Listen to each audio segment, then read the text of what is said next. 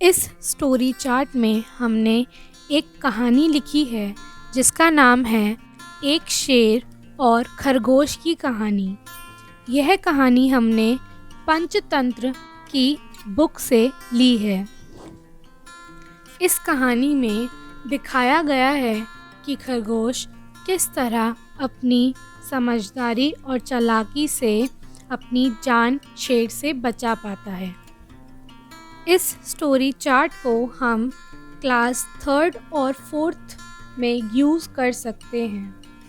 इस चार्ट को हम चतुराई और एनिमल थीम के अंडर यूज़ कर सकते हैं, क्योंकि इसमें जानवरों के बारे में बात हुई है और साथ ही साथ खरगोश किस तरह अपनी चतुराई और समझदारी से अपना जीवन बचाता है वह भी दर्शाया गया है। Material used. इस चार्ट को बनाने में हमने 2 चार्ट पेपर यूज़ किए हैं और उन्हें जॉइन करके एक लंबा चार्ट पेपर बनाया है, और साथ ही साथ पॉकेट और स्लिप्स बनाने के लिए हमने 2 colourful A4 size sheets use की हैं और ब्लैक मार्कर और हाइलाइटर का इस्तेमाल किया है। अब हम इस चार्ट को क्लास में कैसे यूज़ करेंगे, तो सबसे पहले हम इस चार्ट को एक ऐसी जगह पर पेश करेंगे जहां स्टूडेंट्स उसे आराम से देख पाएँ और उसे छू पाएँ। उसके बाद इस कहानी को हम पपेट की मदद से पढ़ाएंगे। इस स्टोरी को पढ़ते समय हम वॉइस मॉड्यूलेशन का इस्तेमाल करेंगे।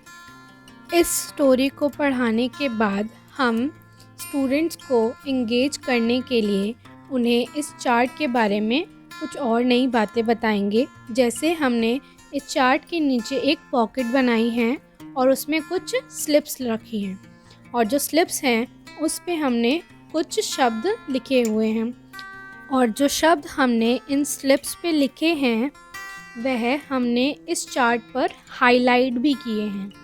तो अब हम हर एक स्टूडेंट को इंडिविजुअली बुलाएंगे और उन्हें इन चिट्स में से कोई भी एक चिट निकालने के लिए कहेंगे। जैसे इन्होंने एक चिट निकाली जिस पे लिखा है शिकार, तो सबसे पहले उन्हें इस शब्द को पढ़कर सुनाना है कि इस पे क्या लिखा है, और उसके बाद यह शब्द चार्ट में कहाँ लिखा है वह ढूंढना है, और फिर यह देखना है कि यह शब्द कौन सी लाइन में आ रहा है। लाइन ढूंढने के बाद उन्हें यह लाइन पढ़कर भी सुनानी है। जैसे एक दिन एक खरगोश को शेर का शिकार बनाकर भेजा। इसी तरह हर एक स्टूडेंट को आकर एक चिट निकालनी है, उस पे जो नाम लिखा है वो पढ़ना है और उसे फिर चार्ट में ढूंढना है। चार्ट में ढूंढने के बाद उन्हें वह लाइन भी पूरी पढ़ के दिखानी है। इस चार्ट की मदद से हम स्पीकिंग एंड रीडिंग स्किल्स पर फोकस कर सकते हैं और उन्हें इन्हांस करने में स्टूडेंट्स की मदद कर सकते हैं। इस टास्क को हम पेयर में भी करा सकते हैं, जिसमें एक स्टूडेंट स्लिप निकाल के उस शब्द को पढ़ेगा और दूसरे स्टूडेंट को, जो उसका पेयर होगा, उसे वह शब्द इस चार्ट में ढूंढना है और उस लाइन को पढ़ना है। और साथ ही साथ हम इन चिट्स को लेकर सेंटेंस मेकिंग की एक्टिविटी भी करा सकते हैं, जिसमें हम स्टूडेंट्स को 1 या 2 स्लिप्स निकालने के लिए कहेंगे और उन्हें उन 2 शब्द को मिलाकर एक सेंटेंस बनाना होगा, या फिर एक शब्द को लेकर 3 या 4 सेंटेंस बनाने के लिए कहा जाएगा। हम इस चार्ट के थ्रू एक और टास्क दे सकते हैं, जिसमें हम स्टूडेंट्स को इस स्टोरी की एंडिंग को चेंज करने के लिए कहेंगे, जिसमें स्टूडेंट्स को अपने हिसाब से इस कहानी की जो एंडिंग है उसे चेंज करना होगा।